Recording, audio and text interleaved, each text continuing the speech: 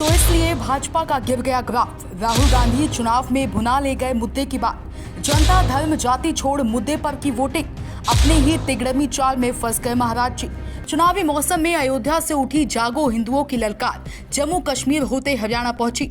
वहां भी सीएम योगी ने हिंदुओं की एकता को लेकर बहुत बड़ा बयान दिया, जिस पर पूरा इंडिया गठबंधन और राहुल गांधी भयंकर बवंडर खड़ा किए। पर सीएम योगी की बुलंद आवाज दबा नहीं सके। सीएम योगी पूरे विधानसभा चुनाव से खुलकर हिंदुओं को एक हो जाने की मांग की। कहा, बटोगे तो कटोगे। चुनावी मौसम में धार्मिक एजेंडे पर हिंदुओं को ललकारने वाले योगी आदित्यनाथ के अब इसी मुहिम को लेकर इन दिनों मोदी और आरएसएस चीफ मोहन भागवत भी काफी चर्चा में है, क्योंकि मोदी और आरएसएस भी यही चाहता है कि भारत में हिंदुओं को बंटने की जरूरत नहीं है। पर इसी बयान को लेकर राजनीतिक गलियारों में यह भी चर्चा हो उठी कि बार बार हिंदुओं को एकजुट होने का संदेश देकर समझा रहे हैं या धमका रहे हैं। हिंदुओं को एकजुट होने के लिए योगी को रुतबे में बयान देने की जरूरत क्यों पड़ी? दरअसल लोकसभा चुनाव में बीजेपी की सीटों में भारी गिरावट देखने को मिली।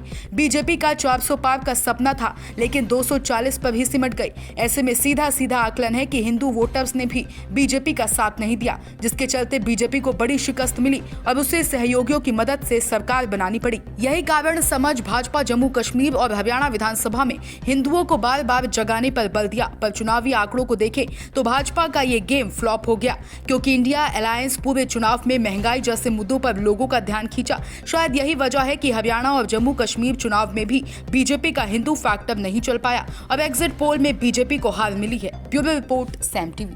सब्सक्राइब करें साम टीवी, क्योंकि हम आ गए हैं अब आपके बीच। दिखाएंगे सत्ता के वादों और अपराधियों के एक एक कारनामे की हकीकत। और हाँ, अगर आपके पास भी हो कोई ऐसी खबर तो कमेंट करके हमें बताएं, क्योंकि बिना डर और दबाव के हम दिखाते हैं हर एक खबर डंके की चोट पर।